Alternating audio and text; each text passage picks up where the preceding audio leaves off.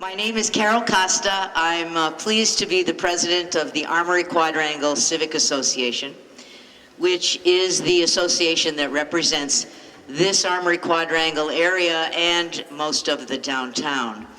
And we love doing these events. We've been doing them for several years, and we're happy to do it again this year. We will actually be having a candidates night for city council candidates in October. So look for that. That'll be a pretty exciting one as well. We'll start alphabetically, and then from then on, we'll rotate. So for example, for opening statements, we'll start with Mr. Circosta, and then for the questions, we'll begin with Evilise, okay, and go that way throughout the rest, okay? So if you could pass down the microphone. And if you'd like to stand, it's totally up to you. So, Mr. Circosta. Unfortunately, when I stand, I look like I'm sitting anyway, so it doesn't make a big deal. There we go. So my name's Sal Circosta. I live in Forest Park, Springfield resident my entire life. Went to the High School of Commerce right down the road over here. I'm a member of the United States military. I'm in the Army National Guard. I'm a lieutenant right now.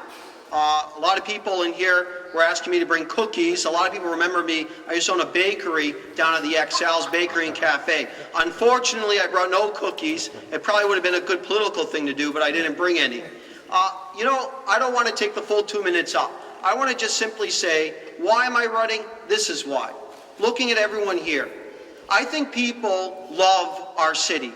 I love Springfield. I know I love our city, so much so that when I went to college in Providence, I came back home. When I did grad school in Boston, I came back home. I chose to invest in our city. I chose to defend our city and our military. I love the city of Springfield. But most of all, I love the citizens of Springfield. I love the resiliency of our citizens. I love the passion, the inspiration, all the great things that come out of our city. And unfortunately, I think a lot of our citizens are starting to become numb to some of the real things that are happening in our communities, whether it be violence, whether it be education, whether it be economic development, or just what's going on around our kitchen tables. So many of us are looking, I think, for a new direction.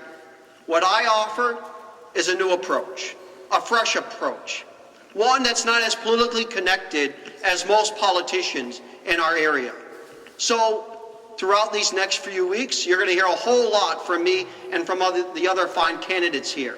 And essentially, you're going to learn from us where we are, where we stand on issues, and what we're willing to fight for. So tonight, I thank you for being here and look forward to hearing from you. Thank you, and God bless you. Ms. Gonzalez.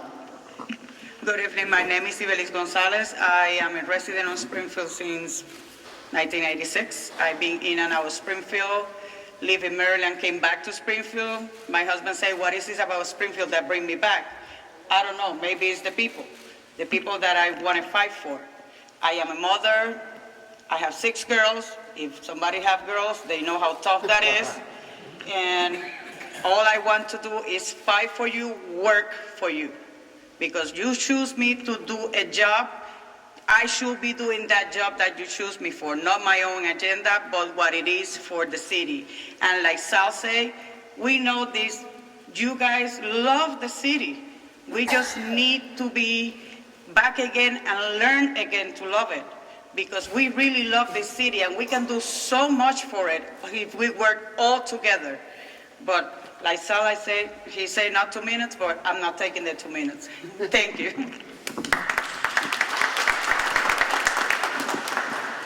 Mr. Jones. Thank you all for coming out this evening. My name is Michael Jones. I am a lifelong resident here in Springfield, Massachusetts. I've been working my whole life and started working for the Springfield newspapers when I was 11 years old. And I've been working ever since. Unfortunately, at the age of 13, my father lost his job. So in turn, what it did, is it gave us our start in becoming our own small business, which was Better Care Cleaning.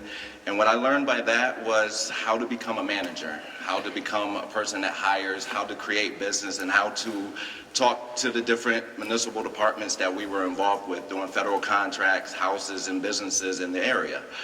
So when it comes down to what I love about Springfield, I volunteered at the schools.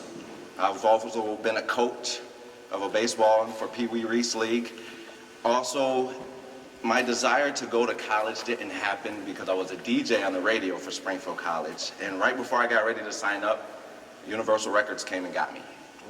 So I ended up becoming the national mix show coordinator to talk to people around the world. And what I realized is this: the investments, the infrastructure, and how to bring business is if you've been out there talking to everybody and inviting them and letting them know that we promote in Springfield to become a world-class city.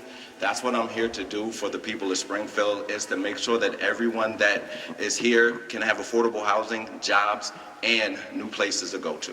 Thank you. Mr. McKnight. Good afternoon. My name is Johnny Ray McKnight, and first of all, I would like to thank Aqua for inviting us to this debate, and I would like to thank all of you for coming out here today. Oops. Hello? Yeah. I would say for the last about over a year, I've been knocking on doors. Maybe I knocked on some of you guys' doors.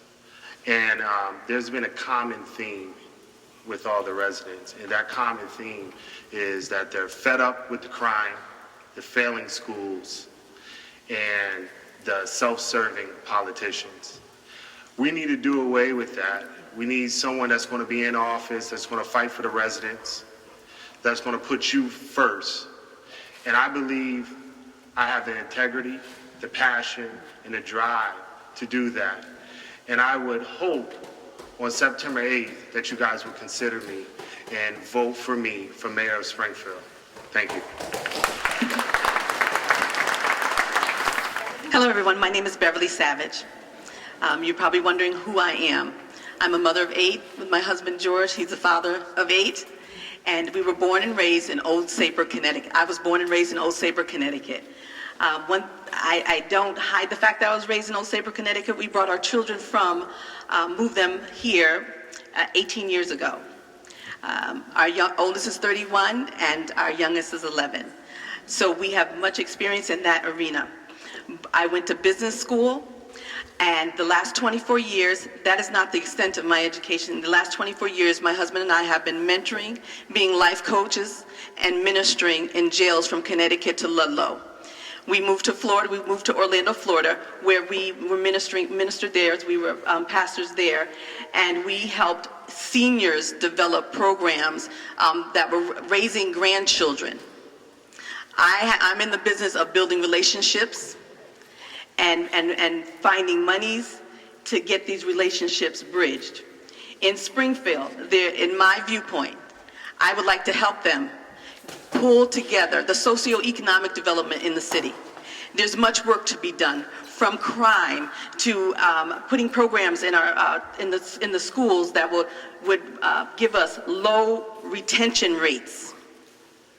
We need work done, and what I want to do is to build strong communities and neighborhoods in the city of Springfield.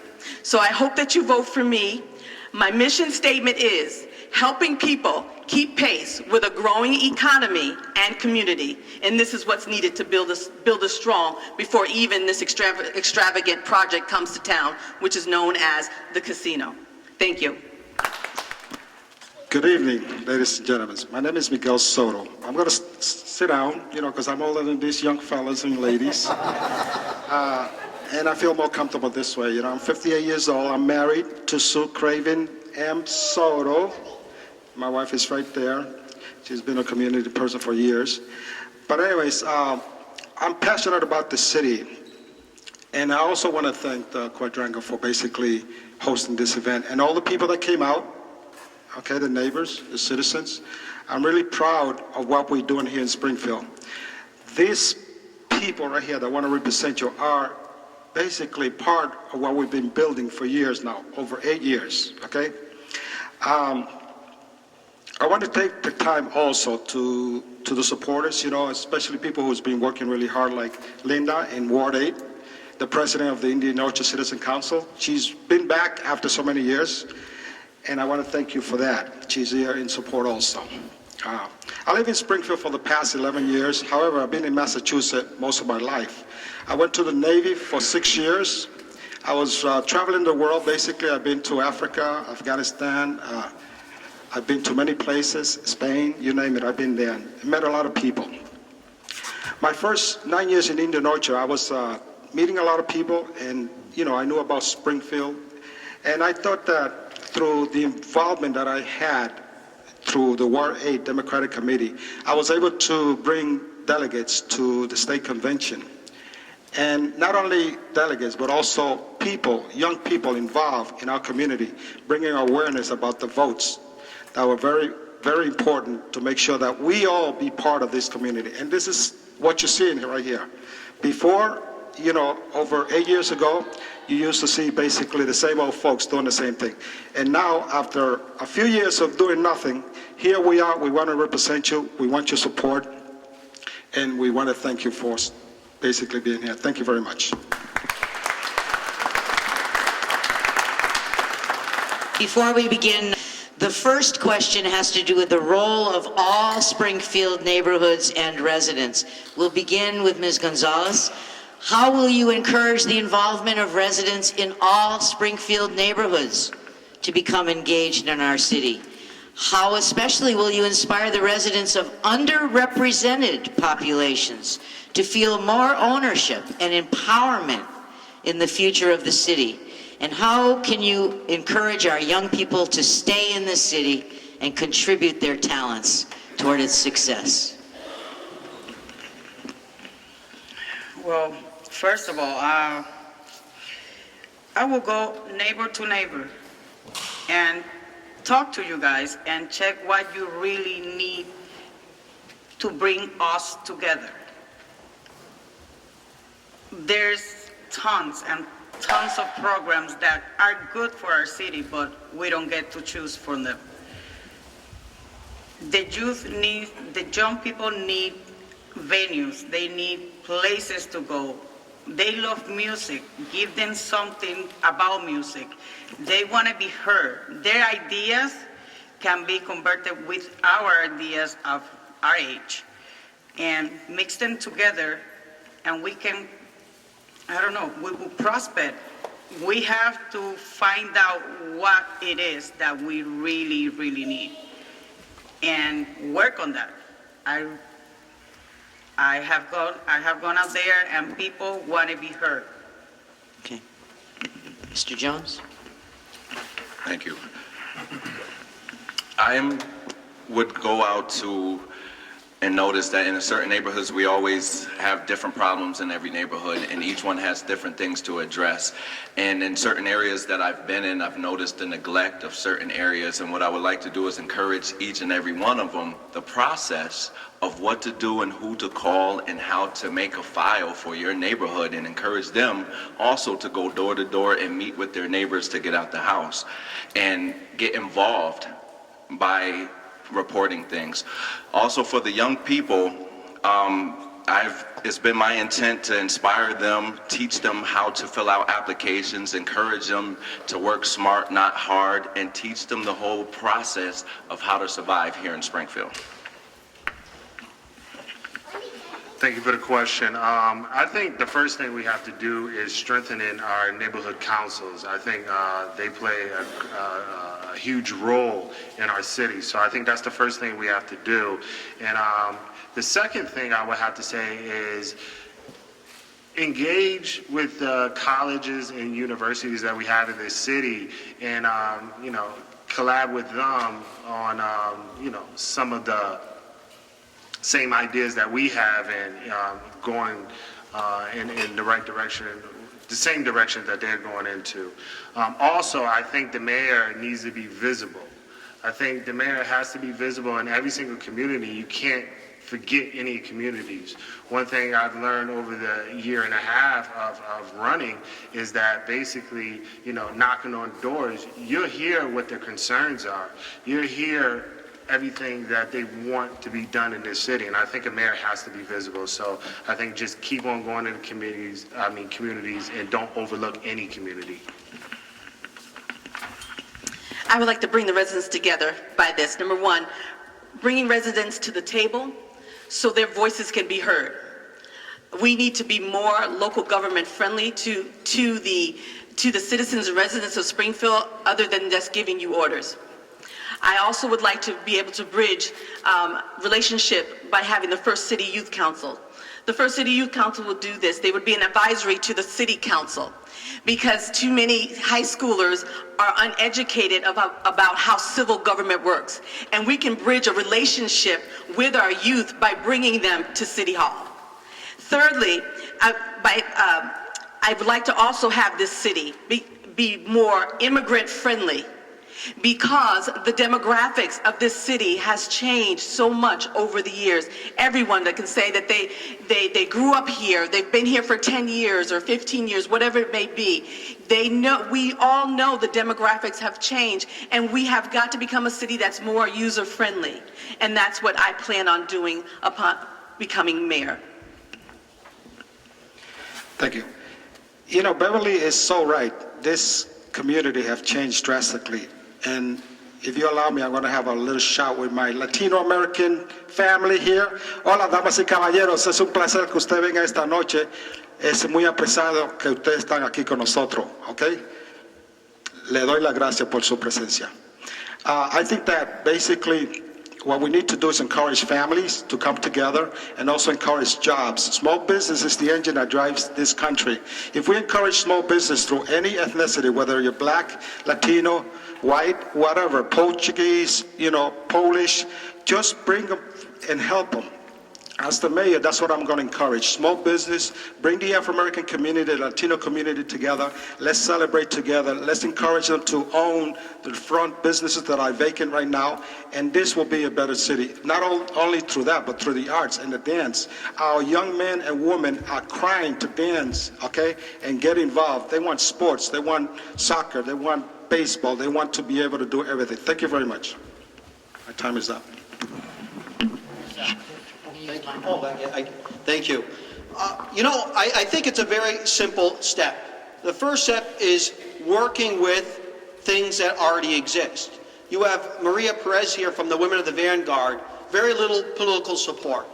You have someone like Adam Gomez here who works with Project Coach, a great organization that brings our inner city youth to a mentorship level. You have so many great things, even coaches like Coach Larry over here, who doesn't even have the transportation he needs to bring the kids from Commerce to Central to work on track and field. There's so much that currently exists that gets ignored by our city and doesn't get the proper support that they need. So before we start new things, let's work with and support what we currently have. We will go to the second question. Crime and law enforcement. How would you rate the current administration's law enforcement strategy and efforts to address crime in the city? What are the areas of this effort that need improvement or change? And how do you view the current C3 initiatives of the police department? We start with Mr. Jones. Currently, my view of this administration's approach is this is the fourth time that they've come up with a crime strategy that doesn't work. Right now, we have a showman and a spokesman. What we don't have is a boss to actually put the police on the streets, encourage the people to call 311 and 911 and get our act together. Also, I want to make sure that we are very aware of the battered women that's going on, especially with the crime being given to them, such as the restraining orders that are not being held and women are getting hurt, especially for the young woman that was shot in the head the other day. We really need to address the crime as a whole in every single neighborhood. Going to the C3 meetings is very encouraging, but it is lacking, and there's a lot more that we could do. I think the C3 initiatives are great. I've been to a lot of their meetings, and I think they're effective, but we need to do more of it. I think we definitely need to increase the police presence around the city. And police need to get out their SUVs and start walking the beat like they used to. They need to start engaging with the residents, because one of the things you're gonna find out is if you don't engage with the residents, how can you call on them to risk their lives to report a crime or to contribute to, apprehending the suspect? So I think that's one of the things. And decrease gang violence. I think if we're going to decrease gang violence, we have to get people out of poverty, and that's through education and giving them opportunities. I think that's the big thing. Education is key, and just giving people opportunities. I'm willing to give you opportunity if you're willing to take it. When I was out going to get nomination papers from the north, south, east, and west of Springfield, I asked the residents and voters, what would you like to see happen in your city? And it doesn't matter where I was, they said it was crime. Something needs to be done with crime. Whether you're in the most elite part of Springfield, it affects property value. College students would say, when I go to college in Boston, they ask me how many times did I get shot. And then, of course, if it's in the neighborhood, I always say my paycheck brings me where I live. There are people in neighborhoods where the shootings, for instance, are happening. They get up in the morning, get ready for work, and they have to hit the deck because they hear gunshots. I have my own testimony with my twin grandchildren that were one years old at the time on their SUV bus coming home from daycare, and the teacher had to cover them because of the gunshots. Execution is what's needed in the city. I don't stay at the table that long. I'll bring the players to the table. We'll discuss the strategies, and then it'll be done. And I have a consultant that is a patriarch of community policing. Thank you. As an ex-commissioner on the CCRB, which is a Community Complaint Review Board, we read a lot of reports about the citizens being basically abused by certain officers, okay? Hundreds of them. And I got to tell you that I helped organize that for Dominic Sarno under his administration when he first came on board to the city to be the mayor. One of the things that I do know is that the C3 initiative is not working. Think about it. The dying rate here in Springfield is like 17 young men and women dying in this city so far. And still, it's not December. So we have more people that possibly will get killed. I tell you what, we need to have police officers on the beat. We need to hire more flaggers to do the jobs that the police officers are doing right now. We don't need them to come out after doing 8 hours of work and basically do flaggers' job. We need the citizen working. We need to keep the citizen to do those jobs. They pay $22 to about $27 an hour. I'm sure you would love to have a job there. I'm one of the flaggers registered by the state, and I tell you what, we need to empower people and get them to have those jobs.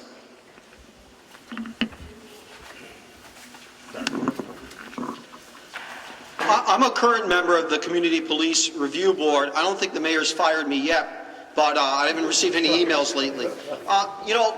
When we talk about public safety, to me, the approach is first and foremost police substations in every neighborhood, an investment the city needs to make into your safety in every neighborhood.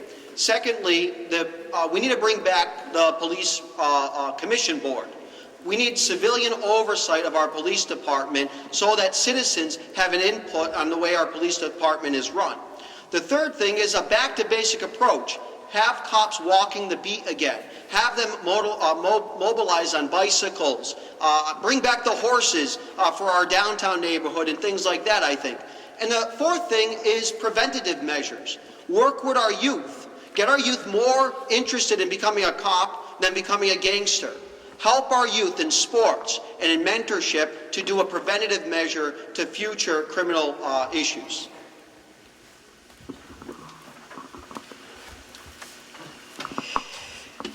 I really believe that all these ideas are great, and we have to start with the police department itself. We have to be tough, clean it up, and put the person that need to be there to be there.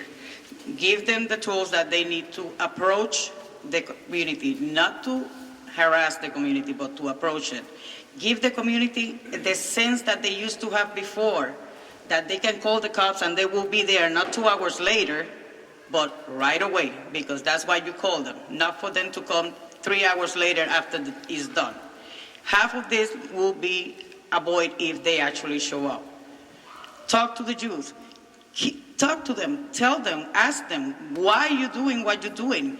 You need to find out what is that is bothering them so much that they are going out there to do all these crimes. For the third question, we begin with Mr. McKnight. How will you, through the school committee and superintendent, address the problems in our schools, especially those that are not currently meeting state academic standards based on standardized test results? What are your suggestions to reduce the disparities in achievement between Springfield schools and those of surrounding suburban areas? Well, I think the first thing we need to do is regain receivership of our middle schools. About 8 middle schools that we have is taken over by the state, and we need to get those schools back. And one of the things that needs to be done once we get them back is more involvement in being able to have the principals and vice principals, have their say into what kind of curriculum goes into the school. Another thing is more youth engagement. We definitely need to engage our youth, and I want to say about 5 months ago, released the education plan, and basically I came up with a solution to create a youth advisory board. I would meet with these kids quarterly, and we would discuss crime, education, and jobs, and things that's going on in the community, to really talk to them and kind of figure out, what's on their mind and what kind of programs they want in the city.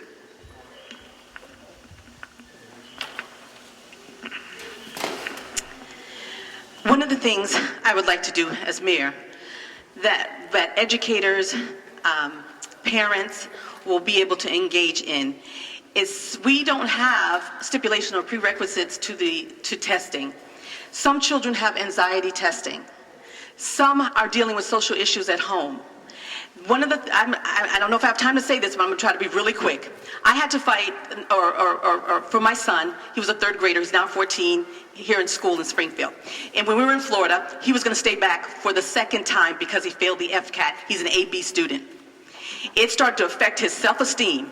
It started to affect him as a person. I said, I don't care that it's the law. I'm going to get this job done. I went to the State Department of Education, and I was told because Jeb Bush implemented the FCAT test, and these were the rules, but there was no parents involved to be at the table to help them brainstorm. I want the parents at the table. What happened, to make a long story short, is my son did not stay back. What happened, the teachers at the school did not have a monthly profile for the child that would be, thank you. As the mayor, I would be the sitting chair of the committee. Therefore, I would encourage the parents to come together and also the teachers to find out which children are not graduating and not wait until the last minute to find out that we have a 50% graduation rate. That means out of 10 children, only the teachers are graduating 5. That's a shame. If I could send my children to a school where they could only graduate 50% of our children, that's a failing grade. So as the chair, if I was a chair, I would fire myself. But when I become mayor, I'm going to make sure that our children and the parents are paying attention to the homework and what needs to be addressed, so that when our children needs to get their homework done, the teacher would know what they need. They will go back and forth with the parents and address the issue, so that Johnny, when it comes to be the third quarter of the school season, at least he graduate. The ethnicity is changing here. We need more Latino teachers that understands the culture and the norms, so they could graduate. The first and foremost thing we need to do with education is, we have standardized testing. I was the first class to have to take the MCAS test, for good or for bad. I get standardized testing, but our schools need to be focused on students, not the testing, number one. Number two, we need to focus on arts. We need to focus on music and sports, particularly in elementary and middle schools where the youth development is at its highest. Third thing is increasing mentorship programs, getting our kids out of the streets into our schools, into our libraries, into our museums. So to build a mentorship program, I think is also key to help with homework, help with career decisions, help with college decisions. And the last is leadership. The mayor needs to be in the schools, needs to see what the teachers need, what the janitors needs. Well, this is where we're at, is leadership. We need to go back to the values that were taught to us before. All that they test right now is on MCAS, NCAS, NCAS. That is not what a school is about. You go to school to learn, but not to learn how to do MCAS. Sal is laughing because he knows it's true. I used to work for the school departments after school, and that's all they base on, MCAS, because those numbers were important for the money that will come for that school. We need to worry about the money that is can use for the kids.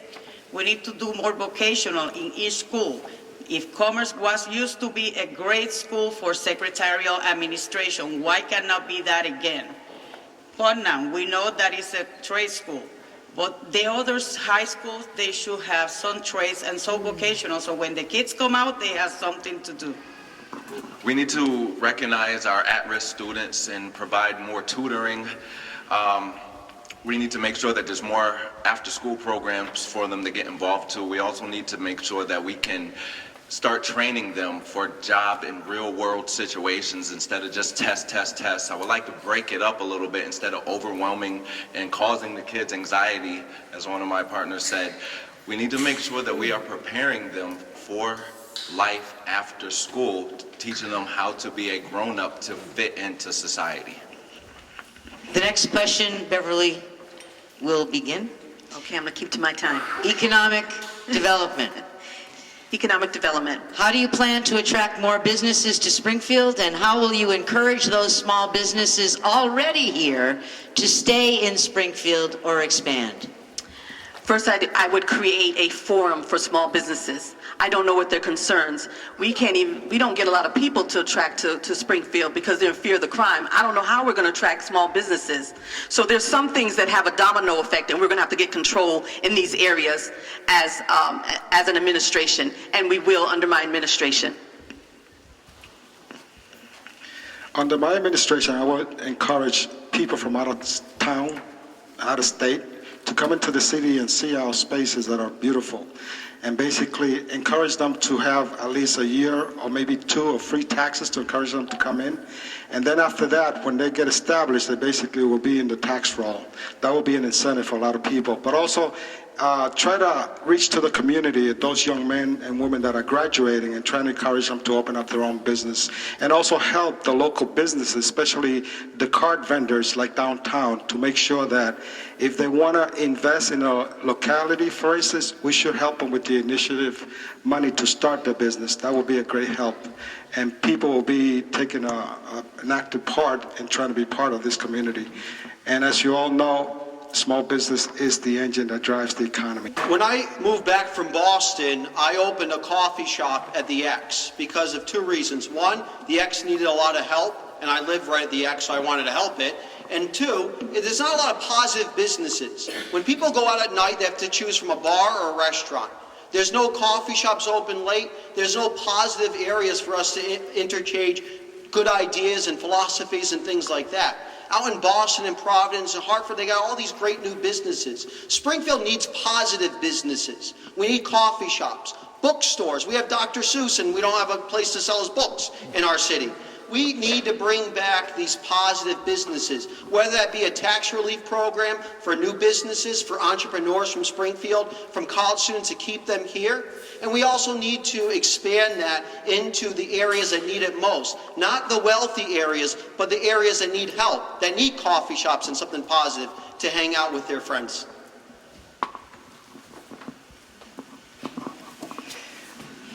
Well, like Sal said, this tax breaks is one of the issues that most of the small businesses go down because their tax is so high.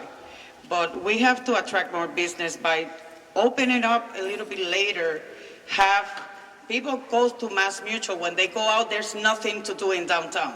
Everything is closed by 5 o'clock, 6 o'clock.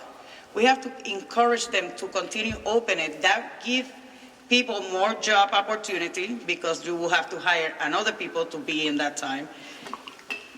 advertise. We're gonna have MGM here. Let's use MGM to advertise Springfield. Not just for them, but for the city. For the people that come to the city to use the little businesses around the NGN and go up to the 16 acres and go up to Forest Park and see everything that Springfield is all about. Well, being a Republican, it is my intent that small businesses are the fabric of America, and what I would like to do is to make sure that we find long-term businesses and companies that are willing to come here to help them out and bring jobs, give them tax breaks to make sure that the location that they pick is right. Also, I would like to teach current small business owners some of the ins and outs and some of the programs that they're entitled to when they start their business. It is very hard for them to get started when they don't know, and it's easy for them to trip. What I would like to do is to help them avoid all of the things that would close them down. This way, we can encourage them to grow and to hire our own citizens. Wow, you just shocked me. I didn't know you were a Republican, man. I was just like shocked. One of the things I want to do is create tax breaks for... Okay. One of the things I would like to do is create tax breaks for tech businesses. I think in Springfield we could have a tech boom. Also, I would like to meet with the business owners and club owners in the city quarterly, just to see what's going on with their businesses, how City Hall can help them. Because it's very hard to run a business, and I definitely don't want small businesses in Springfield to fail. So I think that's very important to do, is meet with them quarterly. Also, when you go to cities like Boston and Northampton and Amherst, they have bike lanes that attract businesses. It's more accessible. So we need to be creative and create bike lanes in our city, so it can be more appealing to small businesses and large businesses. Question number 7, which is the image of Springfield. Mr. Soto will begin with this one. What steps will you take to improve Springfield's image in the greater Western Mass community and through the media? How do you see the role of the mayor in encouraging pride about Springfield among our residents, as well as among those in the surrounding suburbs and outlying areas? When I first came to Springfield, one of the things that inspired me to live here was I seen a lot of those brownstone and a lot of buildings that are beautiful in the city. And one of the things I thought, wow, I could open my own business here. This is great. We could encourage the residents to participate and get their families rolling and open up their own business. But guess what? I was wrong. And that's why I'm running for mayor, because when I become mayor, I'm going to make that a reality. I'm going to involve people to own their own business. I'm going to inspire them to get grants for them. I'm going to try to do everything I can economically and make sure that they could improve, encourage their young kids to be part of their lives and the surrounding area, and basically be successful in business. And we need to inspire the young men and women that got talents to start up their own business. And that's what I would do as mayor. I love Springfield. I have a lot of energy. I want to get out there and start marketing our city. Our city has one of the finest histories in the United States of America. Going to Commerce and seeing the Armory across the street, learning about Shays' Rebellion, George Washington, Henry Knox. This is awesome. And we don't celebrate our history enough. But we should even be prouder of the future our city has. We need to work together to build that future that will be consistent with our beautiful history we have. So that means marketing. We have to market our city. We have to have a marketability not just for the city, but for each of our neighborhoods and the unique aspects of our neighborhoods. What I would do, as crazy as this sounds, I think we should bring duck boats to Springfield. Maybe Dr. Seuss themed duck boats. Put them as a tour throughout the city of Springfield into our river to check out what an awesome history and a landscape we have in our city. I bet all of you have seen those Las Vegas commercials that they advertise Las Vegas, New York, Adirondack, and we all want to go there, right? The same way we can advertise our Springfield. We have Dr. Seuss, we have the Basketball Hall of Fame, we have the Armory, we have Forest Park, we have so many things that we can advertise and bring people to our neighborhood to see our city. We have to clean up our city. There's a lot of houses that need to be demolished or fixed or just clean up. We have to work together as a community because that's the only way that we will continue going as a community together. The thing is that I want to promote that Springfield, Massachusetts is a world-class city. And as I traveled around, it's this constant reminder that this is the 413, this is not Boston. And we want to make sure that we encourage pride into our citizens. This is the home of basketball. Dr. Seuss, the library, Smith & Wesson, the Springfield Armory. These are the things that we all as a people here in Springfield need to keep on promoting to others. And all we have right now is just that we're the 12th most dangerous city in the world, and that's not good for us right now. And what we need to do to change the image is to keep on re-beautifying the playgrounds, keep on fixing up some of the houses and grabbing control of our city and our streets to make sure that we start presenting and projecting a positive image to the rest of the world as a world-class city. One of the things I want to do is be a great ambassador for the city. I think the mayor is the face of the city, and I think we need someone that's going to be a great ambassador. Not talk down to refugees, not exclude the homeless, but someone that is compassionate with everyone in the city. Also, we are the home of the Basketball Hall of Fame, and we definitely have to start capitalizing on that because I don't think that we capitalize on it enough. And that's one of the things I want to do. Bring more restaurants downtown and, you know, just have a very welcoming environment. And we definitely need to fight crime and definitely improve our education. No one is going to come and be happy to live in this city with failing schools. We have to improve our education. I would like to see our city council presidents come together and be a designee for multicultural parades, so we can come together as neighbor to neighbor, getting to know each other, including new immigrants. We don't know each other. We need to get to know each other, and it would be great because if Linda doesn't know someone else, how someone else lives in another part of town, I'm just using Linda because I've met Linda, I like Linda, she's right there in the front seat, but if the city council presidents come together and they be the designee for the forum for us to have, say for instance, we had a multicultural center, and then they would be the authorities that be to design these parades that bring neighbor to neighbor together across cultural lines, I would love it. Number 8, what is your position as to recent concerns that the homeless and/or refugees are being disproportionately housed in Springfield by state or community agencies more often than other area towns? Also, how will you work to reduce homelessness in the city? Mr. Sacosta begins. Thank you.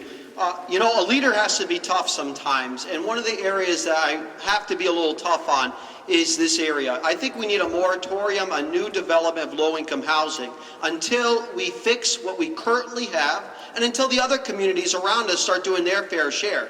I don't think there's a lot of low-income housing in Longmeadow, East Longmeadow, and places like that. It's about time they do their fair share to help our city, who's sometimes being strangled by these issues. Second thing is we need to look at what the homeless issue is. Is this a mental health issue for some people? Maybe we need a petition to the state to help us take care of our homeless, not throw them away and put them in tents under bridges. We need to take care of them. We should love them. Next is veterans. A lot of them claim to be veterans. We need to work with our Veterans Affairs Office and the VA and places like that to make sure our veterans are taken care of. And the last is is to ask for help and cooperate with the faith-based institutions that do so much in our city. Right now, I have a kid that lives in my house because he's homeless, and I understand what he goes through. It's a tough neighborhood to be outside on the street where your parents throw you out on the street because maybe your parents have their issues. But at the same time, I understand that this is not the only city that can have homeless people or refugees. We have plenty of towns that, like Sal said, they should put their share too. Why it has to be just us? We can, as mayor, I will talk to the next neighbor. I will talk to Chicopee, I will talk to Holyoke, I will talk to Lolo, West Springfield. We have to work together and talking to your other mayors can solve some other issues that this city is going through. Our mayor has stated in the past that this is the city of homes, and it seems that he has forgotten that principle, because we do have a lot of abandoned homes out here. And you know, this is a city that Springfield where no one leaves, and we need to make sure that we are helping these families fight against substandard housing, and make sure that we're also checking out the homeless to find out exactly what they need and provide them the things and the information that they need to get into homes to get them off the street. I have been to a lot of shelters and been to a lot of eatings with them during the afternoons, and I find out that it's just simple things and certain minuses that they're not qualifying for, and it doesn't make any sense why we don't provide for them to give them the extra help and encouragement that they need to get into these homes. I view this topic a little different from some of the other candidates. I was once homeless, so I know firsthand what it feels like to be homeless and not have anywhere to go, sleeping in hallways, and wanting to do something with your life, but it's very hard out there. I also worked at a family homeless shelter, so I understand their struggles. I think one of the things we have to do is give them more resources. I think we really have to give them more resources to help them get out their current situation, and be relentless in giving them resources and helping them out. And as mayor, that's one of the things that I would do, is really focus on the homeless population to get them out of poverty and give them a better future. I will give order to the homeless issue. I like the idea of having a real estate that will house families and a portion of it, single people and another portion of it. That way we can give the services where they are. So we have homeless people all over, and yet some of them even fall through the cracks. We don't get to every homeless person, but if you had a central location that gave people their dignity, if it's immigrant family that just came to town, they have their own quarters to live, and they get the service they need until they get on their feet. And single people, and another section, because when I'm talking about order, families should have their own quarters and single people should have theirs. And with this done, we would know we'd be able to gather statistics and how is this working, so that homeless people, we can start eliminating that issue in our city. Ever since the foreclosure crisis, there's about 11 million people that have lost their home to foreclosure. And I have to say that I got to give a hoot to No One Leaves, which is a great organization helping people stay and save their homes, not only them, but also the people that rent. I had the honor to basically be a volunteer for them and help people save their homes right here in Springfield. Springfield happens to be the number 2 in the state as far as foreclosure, and that's a shame. As far as the people that are coming home, coming home to mom and pop's home again after leaving, they're doing that because the economical crisis. Think about it. Everything has gone up, but they're not getting any money to do the same job they've been doing for 10, 15 years. We need to basically bring up the wages rate. I'm a strong believer that if we're going to create good jobs, we need to at least give a livable wage so that family could basically get their own apartments and go about their way. I think that No One Leaves has been doing a great job, and we save a few homes due to that. What is your vision for the downtown area? What changes are needed to attract families and tourists in greater numbers to enjoy our downtown, to encourage downtown housing, and to revitalize the entertainment dining district? And as a related issue, what is your position on the role the mayor's administration should play in relation to the MGM casino development?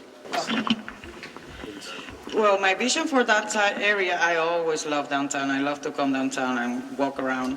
I used to remember the Taste of Springfield. That was great.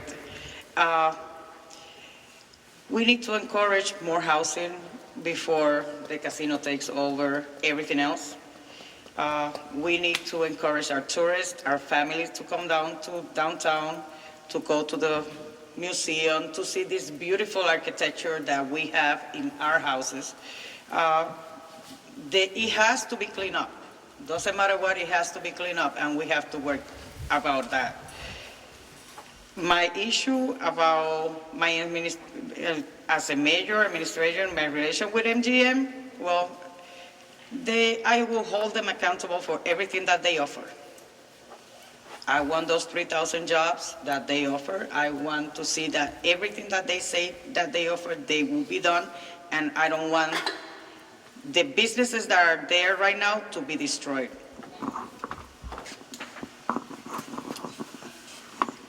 I would like to make sure that we attract Main Street properties and realtors, such as restaurants we need to attract a main chain company, which would in turn give people a reason to come to Main Street instead of just going to Columbus Avenue. We also need to make sure that right now our club times have closed down to 1 o'clock, which makes no sense to me. I would like to reiterate and extend that back to the normal time to make sure that everyone is getting equal and fair opportunity and not just 24 hours at MGM. I also want to make sure that we are prepared and have a plan to contend with all of the things that we're about to encounter having MGM here added to downtown. So these are the things that I would like to do and to make sure that everyone gets a fair shot at having a good business and attracted to downtown. One of the things I would like to do is in Amherst, I don't know if you guys are familiar with, they had Haggis Hoopla at UMass. I would like to create a little environment like that, 3-on-3 basketball tournament throughout the city to attract, people to the city and, give people an opportunity to see our city. The other thing is movies outside.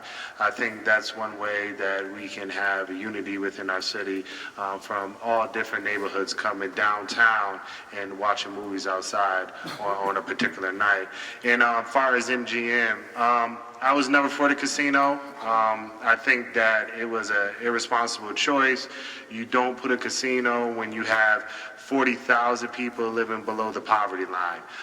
So I'm definitely going to hold them to all their obligations and promises that they promised to the city, but I will treat them like any other ordinary business, like Mass Mutual and, the other businesses down here.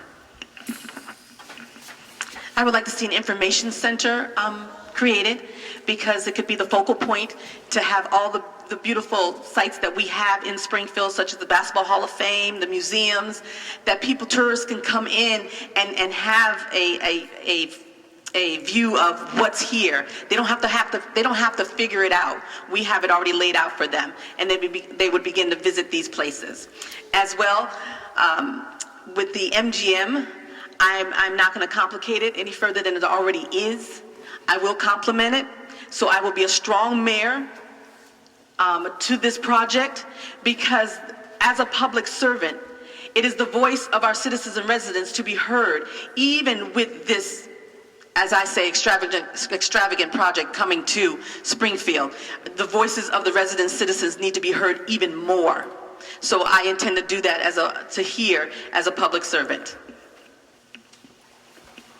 I think that to attract more business, we need to advertise the entertainment business here in the downtown area. I think that the entertainment section needs to be helped. We need to work with the businesses there to make sure that we help them stay in business, not get them out of business.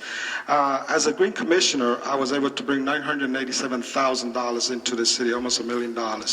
And so through grants, we could basically encourage small businesses to stay here and help them out stay alive. Thank you.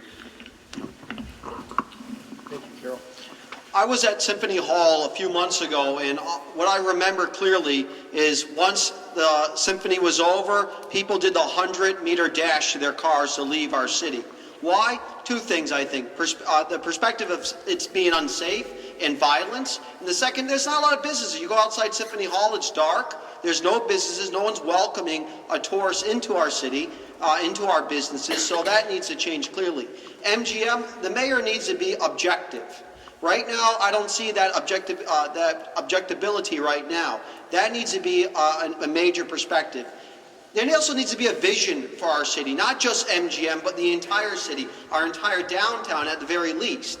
We have to, before you paint, you scrape and prime. Right now, our neighborhoods need to be cleaned, beautified with a plan before we accept the MGM project as being built in our city.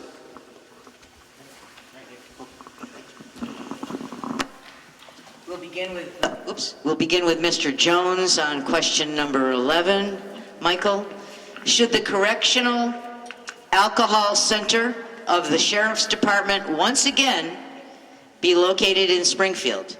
And what is your position regarding the proposed Wasson Avenue site? Did I say that? A treatment center is absolutely necessary for the amount of questions that I've received walking around every single part of this city as to what are we going to do for people after incarceration. It is something that is needed in order to help reintegrate people back into society. As far as the location goes, I haven't seen another suitable location for it. I'm not sure exactly whether it goes there or it doesn't, but I do understand that the word treatment is medical, and it is next to Bay State Medical Center, which is an ideal location so they can get faster services if anything happens to them. I would make sure that the people around in that area, Hyde Street, Plainfield Street, to make sure that the concerns that they have as far as the security is to make sure that we provide them with the confidence that we will be there for them to make sure that things don't go on that they don't want. Well, I'll tell you right now that I'm against the center being there because I felt like the process was disrespectful to the residents over there. I felt like they should have been included. Sorry, no, sir. I felt like they should have been included into the process from the beginning. Also, mayoral candidate Anthony Soto in Holyoke, he proposed the old Parsons location in Holyoke, and I think that's a great site for the center. And so we have to start looking at other sites because the way this thing started was just totally disrespectful to the residents. And as if you guys give me the chance to be your mayor, that would never happen in any other community. I as well as would be against that project being in the midst of that neighborhood in North End. I agree that it was disrespectful, especially when the citizens, the residents of that area was adamant of it not being there. The concerns that were there were my front door is 400 yards. I don't want to come home and have that as my view. I'm worried about my children. At the same time, there is a need for alcohol treatment for the people that are in need. So there should have been a forum with the residents beforehand, and that's as mayor I plan on doing, having your voice there in the beginning, in the middle, and at the end, strategizing and informing you of what's going on. So I wouldn't look no further if I had spoke with the residents first. As the only writing candidate, I want to go publicly now to say that I'm also against it. You know, the community doesn't want it there. Maria Perez, who happens to be one of the ladies of the Vanguard, she doesn't want it there. She's been fighting for numerous weeks now.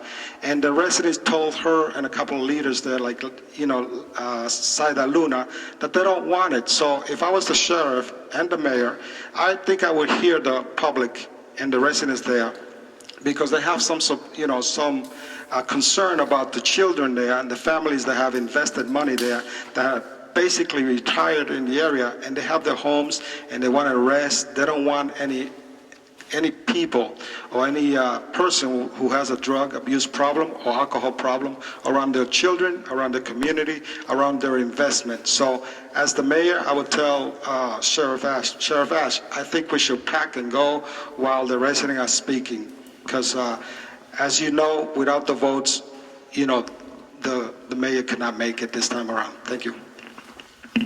I am not a candidate for sheriff. I'm a candidate for mayor. The alcohol treatment center is his problem, not my problem. If the residents do not want it, it will not happen in my city.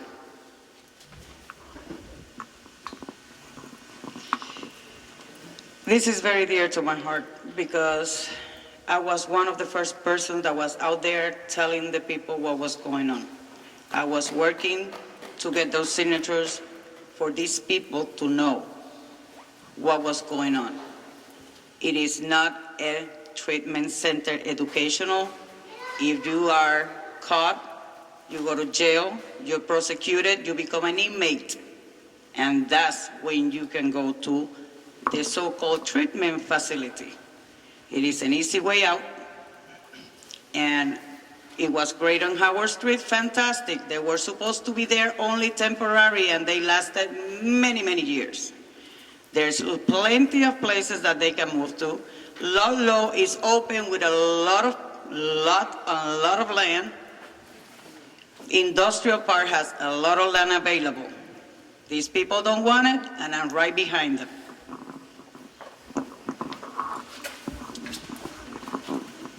Now we're going to our last question. Mr. McKnight will begin on this one. Each candidate, if you are elected, what will be your three top priorities for immediate action once you take office? Well, we have to address the crime. That's the first thing, and then education. Education is really dear to my heart because I think that's how you get people out of poverty. And the last thing is community engagement. We need to have our residents be more involved in the political process in their community overall. But I think crime is definitely something that we need to address because we're not going to attract people to this city if we have 15 murders every single year.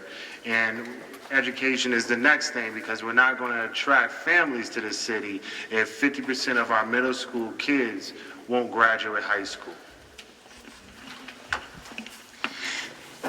As mayor, my three immediate concerns would be this. I would address the crime that's in the city. I have a methodologized way to get it done.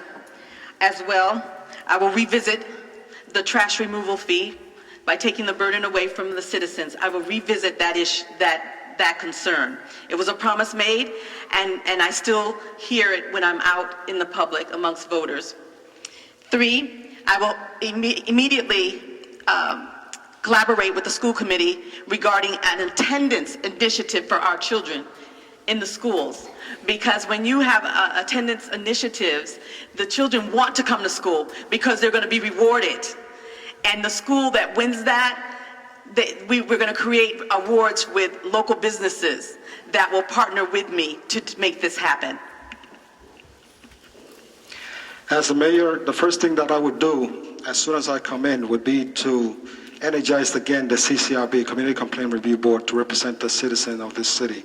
I believe as an ex-commissioner that they should have some teeth, which means that they should have investigatory abilities to be able to investigate the case. I read a lot of cases where some of the persons that were being involved in this case did not want to come out and say what really happened. So I will give them more teeth. I will inspire them to go out to the public and find out the real issue, what are the problems, and make sure that when they find out the problem, if there's a cop that is using excessive force, well, guess what? Under my administration, he's out.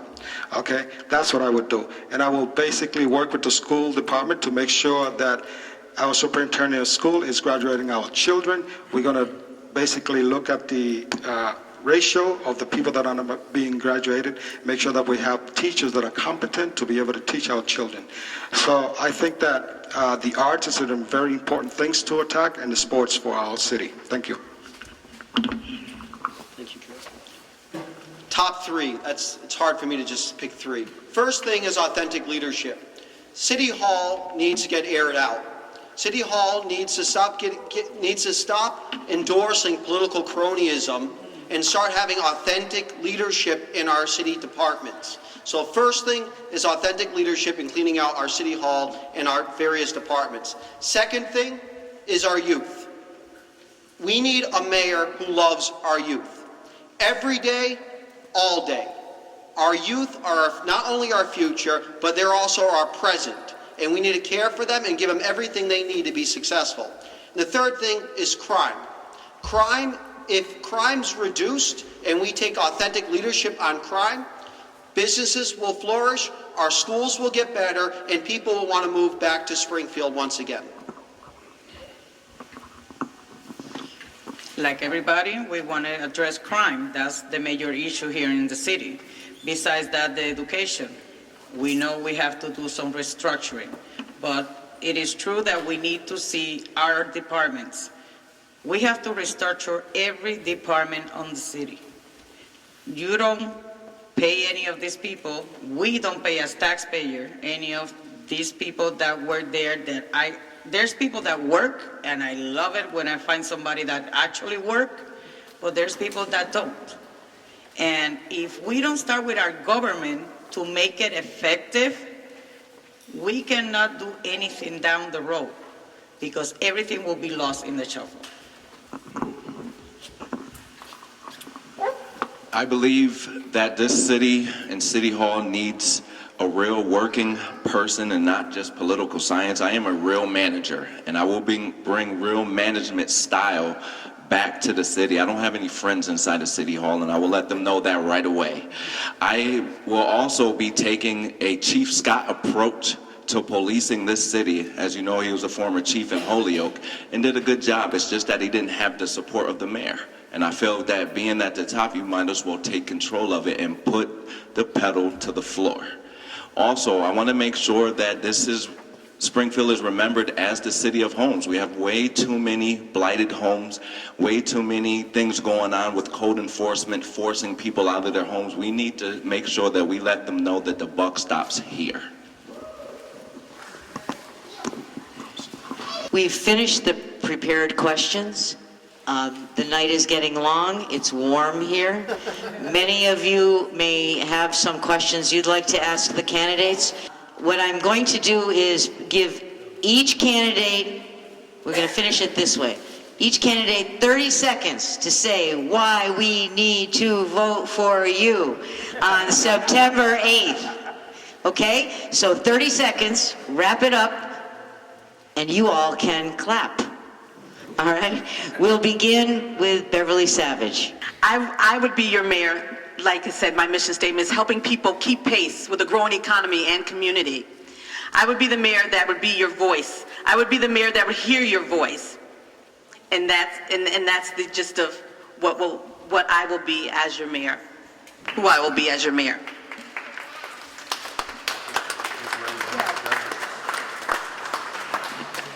As your mayor, through community building as the Ward 8 Democratic Committee, where I started in Indian Orchard, I was able to push for ward representation along with Michael Ann Busey, and this is the product of our community right here through ward representation. We had 9 city council, now we have 13, and this is what we need, people of the community representing us.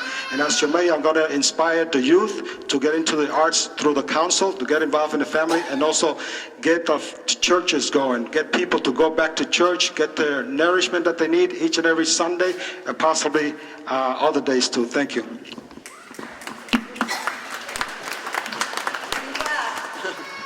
Everyone here on this panel has nothing but your best interests in mind. I have no doubt of that.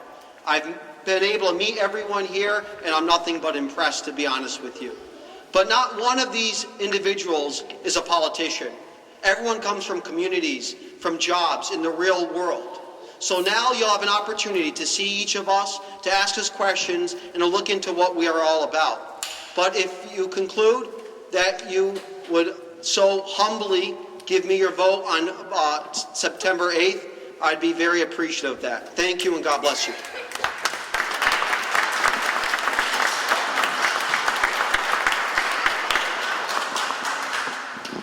Well, we all have one common goal, is to work for you. And we want what is best for you. None of us got friends in the politics. None of us got friends that we owe nothing to nobody, but to you. And if you vote for any of us, and I'm not saying myself, any of us will be your choice. If you choose me, fantastic. If you choose Johnny, great. All of us have one thing in common, and it's to work for you.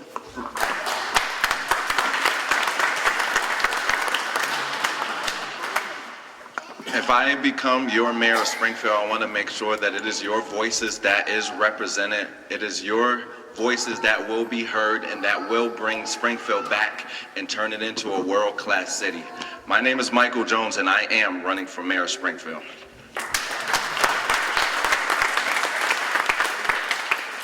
For about a year and a half, I've been canvassing this city, and I've worked very hard.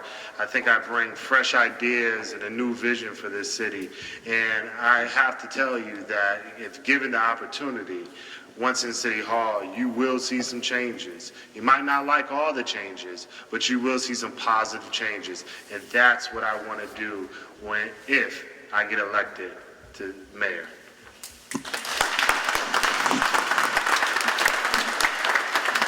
Before we listen to some questions from the audience, I'd like to have one final round of applause in case some people leave.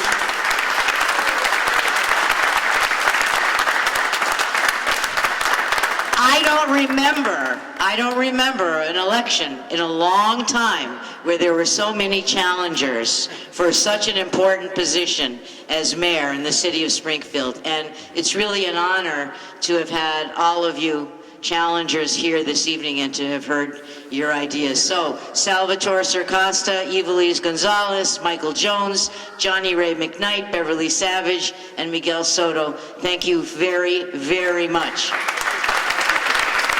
I'm Liz Stevens. I live in the McKnight neighborhood, and I'm actively working to get a hiking-biking trail on the abandoned rail line that runs through our neighborhood. It is a rail line that could connect to what is being developed in East Long Meadow, and it could go all the way down to the Connecticut River Walk. And so, anyone wants to make a comment, I would point out that just about every city surrounding in the Pioneer Valley that has an abandoned rail line has developed.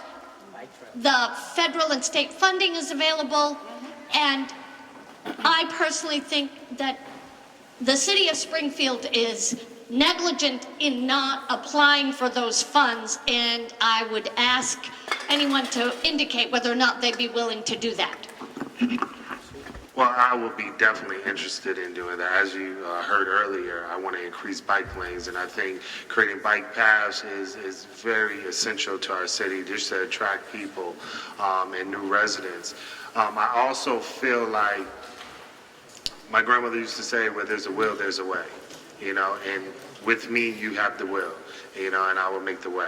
I also am in favor of it.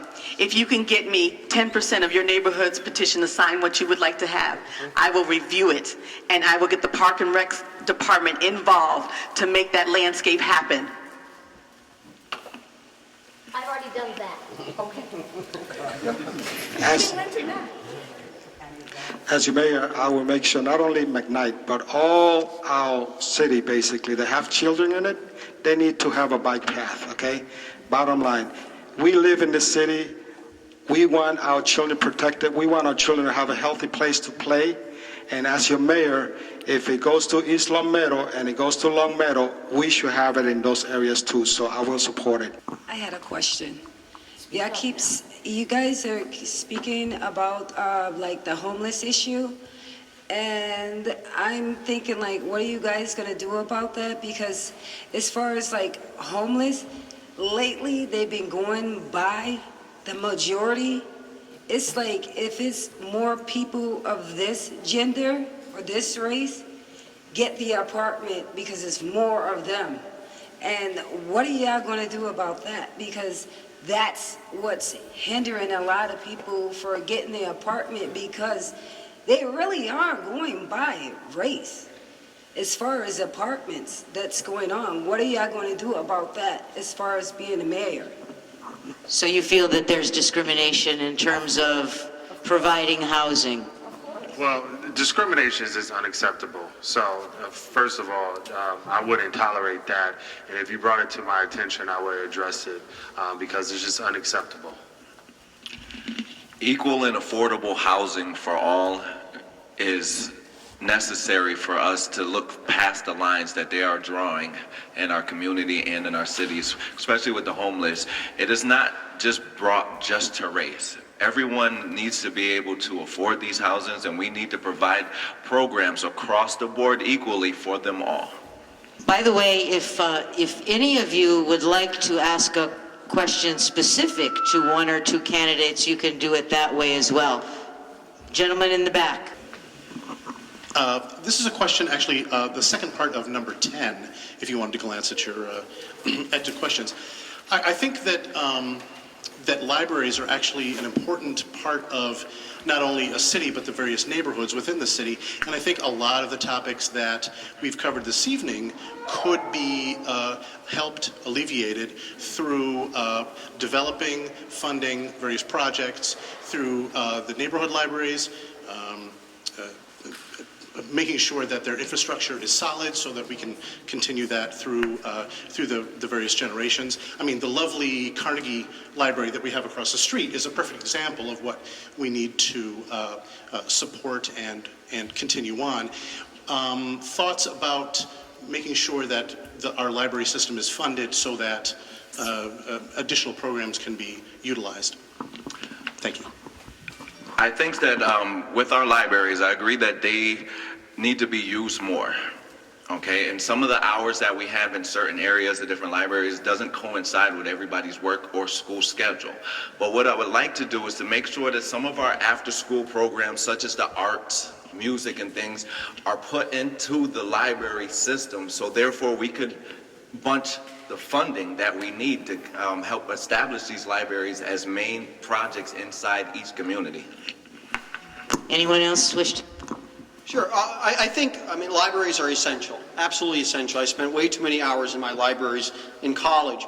And I think what we need to look at, we need to step outside the box with our library system.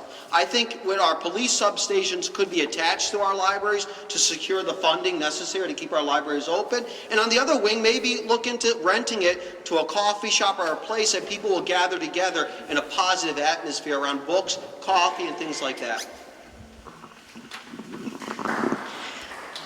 Gentleman in the first row. How you guys doing? I'm Freddie Lopez. I'm a commercial real estate broker in the area. I'm a commercial real estate broker in the area. I work a lot on economic development. Okay. I have a question.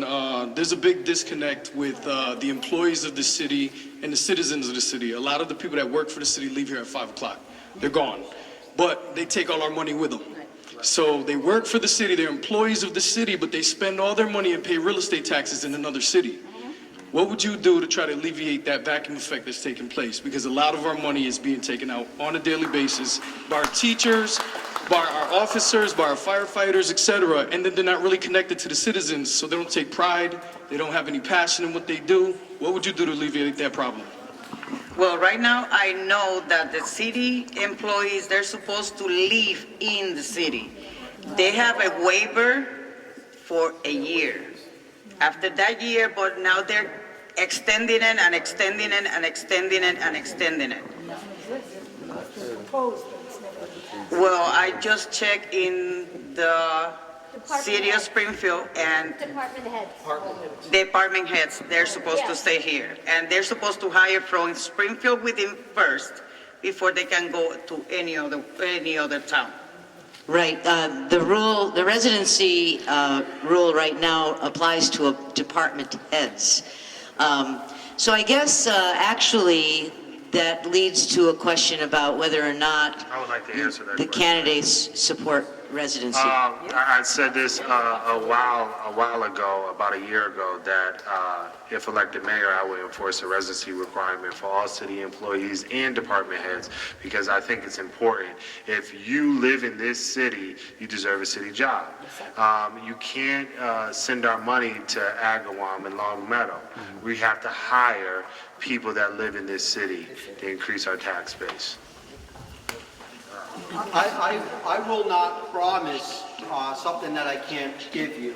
And one thing is because of the unions and things like that and the contracts, it becomes very complicated to say all teachers, firemen, and police officers live here. But what I will say is every department head will live in the city of Springfield. There will be no waivers in the Sarcosta administration whatsoever, and that will be setting the example for commercial industry in Springfield. Any other? Go ahead, just grab the mic.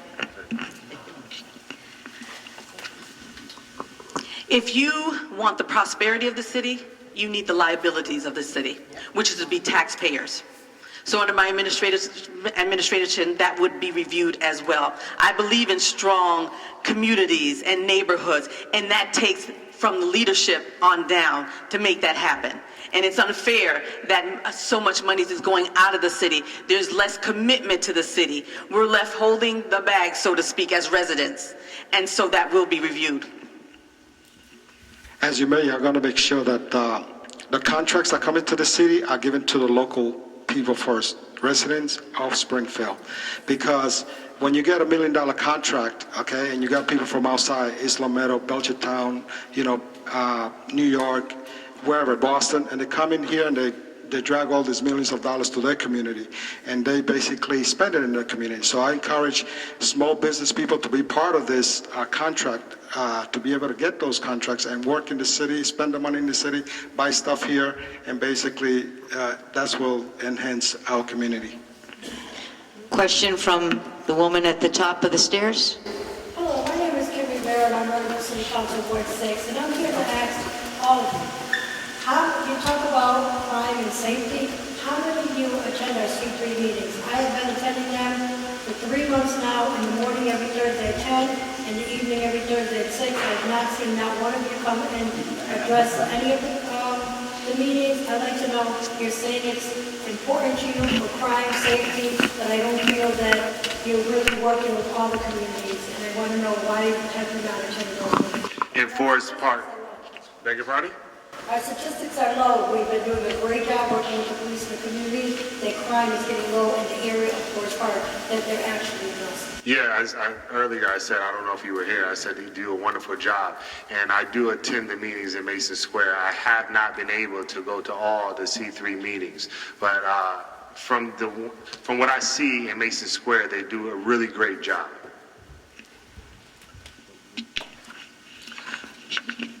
To go to the C3 meetings, from what I've seen, it is very encourageable that they are reporting certain things, but as I find out, and you are letting the officers and some of the people know what's going on, and they tell you how limited their resources are or their responses are to certain things, it is very vital that we as candidates continue to encourage the citizens door to door to get involved by passing out the text-to-tip cards, by passing out the 311 number, to really go at them that way and to encourage the strength of the neighborhood councils to really organize and get the crime watch and everything up.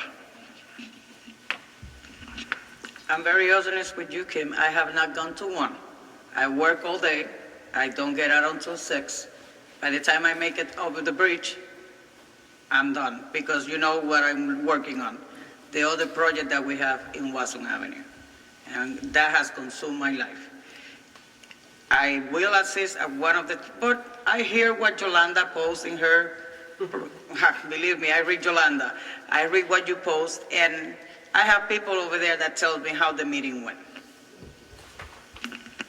The last thing politicians should be is trying to endorse their candidacy at events where the community is getting together to solve real issues. When I had my coffee shop at the X, we debuted the badge program at the X, which I was very involved in.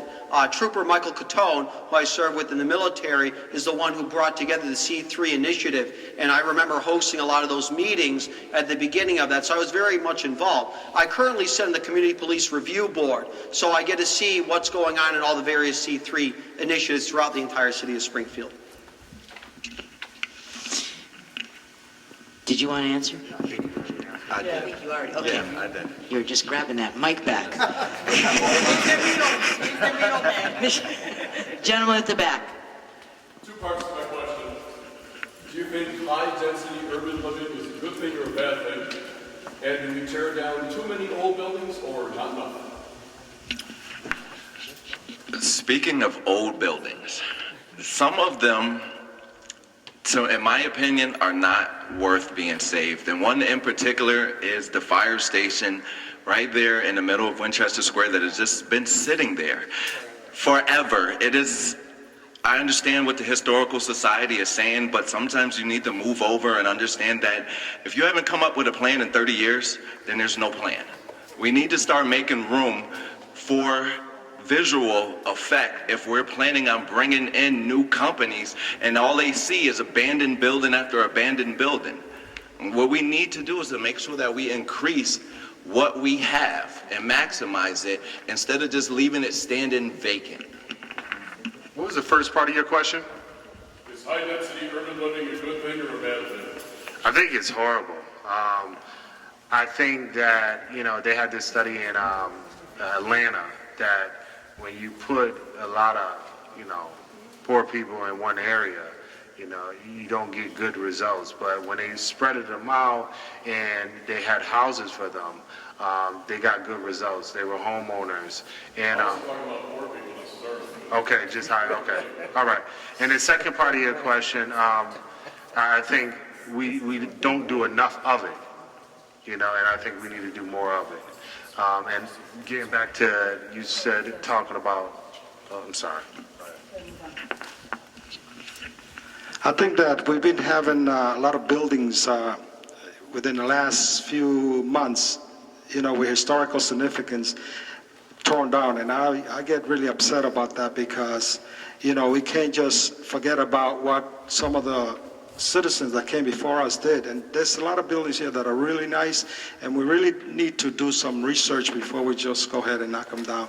However, as far as having a lot of people congested in one area, I disagree completely with that. I think we should help people have their own homes and basically be successful.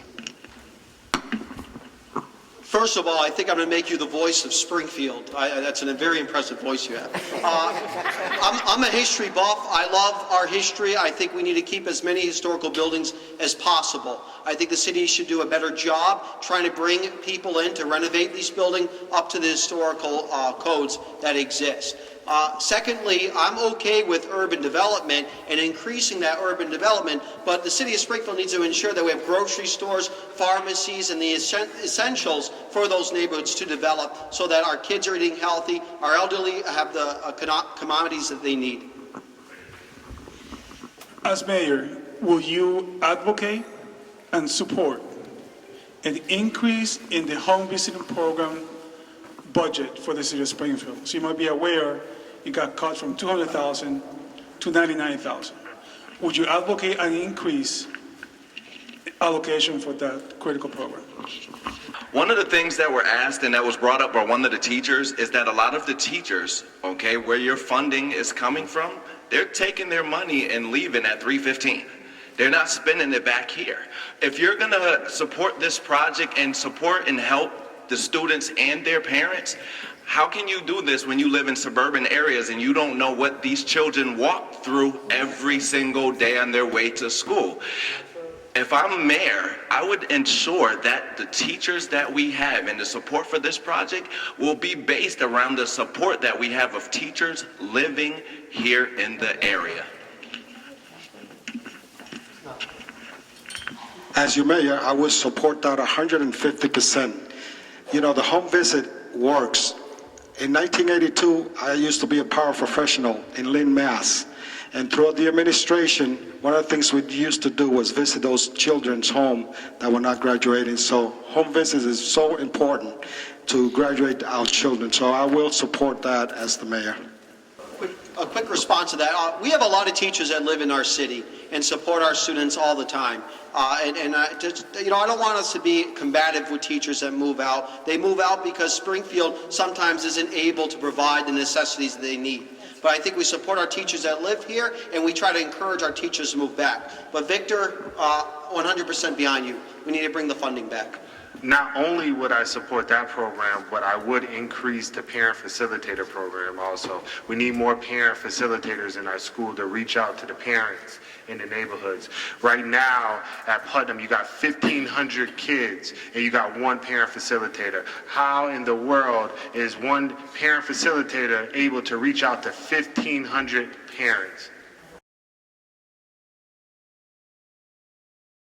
Yes, as I had spoke before about the code enforcement and the substandard housing, bringing a management style with no friends downtown, it is my obligation to clean house downtown in City Hall, because there are just certain individuals and certain groups benefiting from putting people out and not informing them of what they're doing. And we must, as mayor candidates, and if one of us should become mayor, is we need to really turn and really focus on in-house cleaning and all of the problems and the parasites that are causing so much great pain to our citizens here in the city.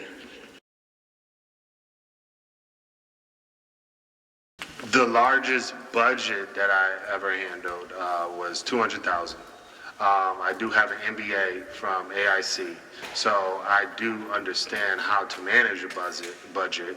And the largest staff, number of staff that I've managed was 112. As a small business owner myself, I run a nightclub business. I used to have over 30 employees. And I got to tell you that I trained every one of them. I interviewed them. I make sure that we did the inventory for the business. And we had over 400 people one night at a time on Fridays and Saturdays. It was really packed. But my budget, I want to say it was somewhere around $15,000, a week.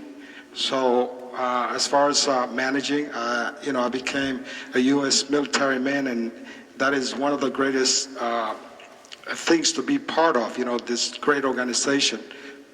Thank you. I was the business manager at St.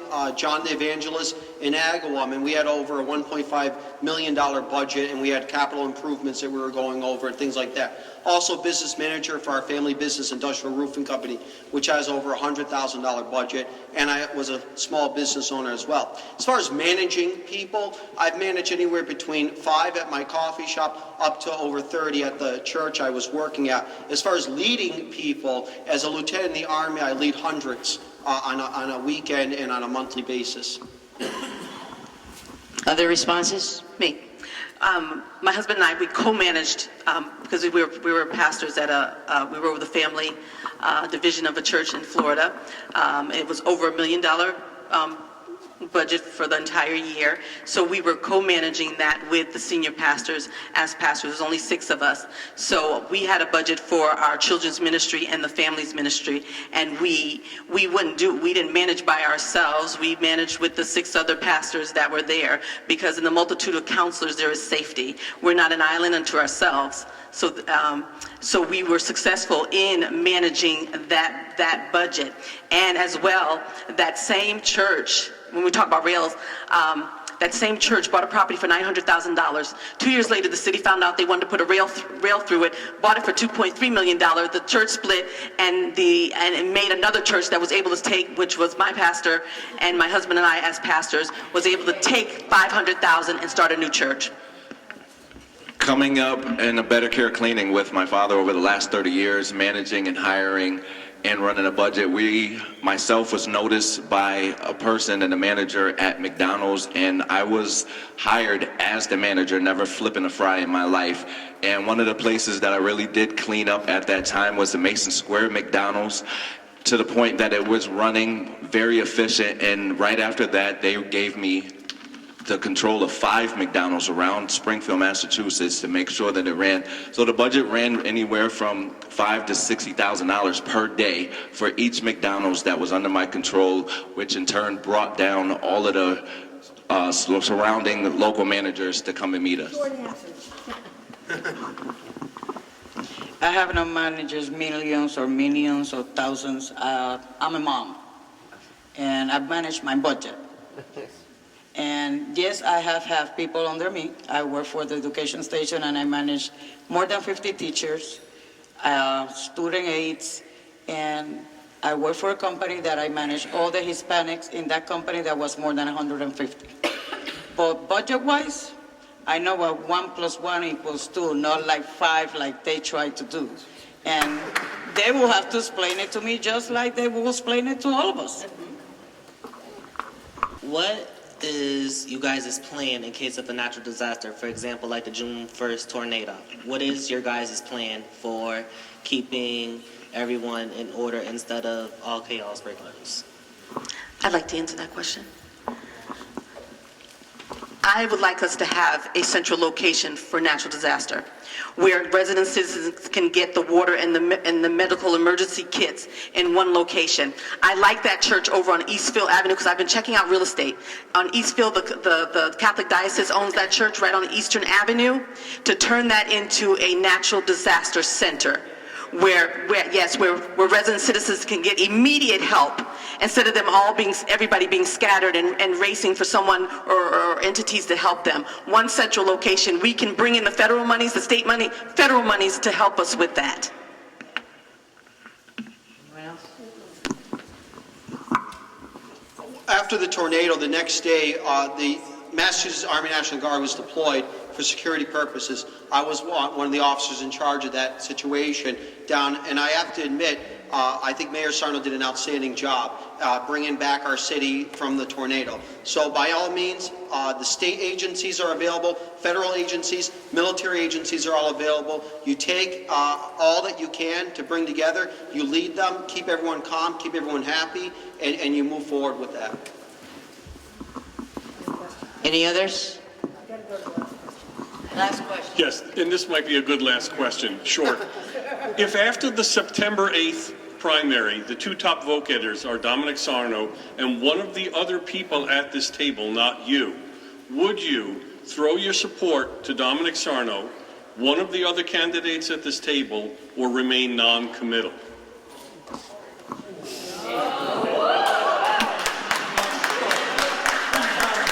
To be very honest with you, any of the candidates that are here will have my full support. I will not support Mayor Sarno. I would say it's, as an informed voter, I would have to get to know their platform, where they stand on issues, before I would give anyone else my vote. I agree with that as well. I would want to see a clear, concise vision. I can't support someone that's all over the place if they're all over the place. I agree with Sal that I would have to see your clear, concise vision. I wouldn't support the mayor, and I wouldn't commit to anyone at this point. And I think everybody has had the opportunity to see my platform for a year and a half now, and look at it. So hopefully, I'm one of the people that is at the end, and you guys can support me. For this one, I'm going to stand up. This is hard for me, you know. I want you to know that the residents of Springfield, the voters, has told us to represent them. This is why every one of us are here. And to basically support the mayor, what has he done in 4 years? What, MGM? That's it? So honestly, I'm here to run to represent you. And I'm going to back up any of these men or women that comes in to make sure that they represent you, because they have the heart in the right place. They're here to represent the community, not a couple guys that are connected politically. These are people from your community, and I will support them 150%. Any other response from the table?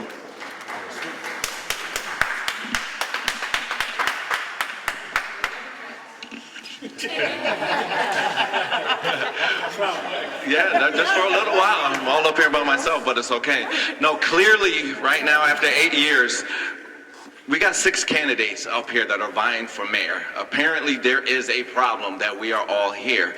And for me being on the other side, I am definitely making sure that we reach across party lines, because we all have one common goal in common. It is to make sure that Springfield is run better than it has been in the last 8 years. Okay, I am going to bring this meeting to a close. I encourage all of you, decide who you're going to support. Vote, vote, vote on Tuesday, September 8th, the primary. Thank you all for coming.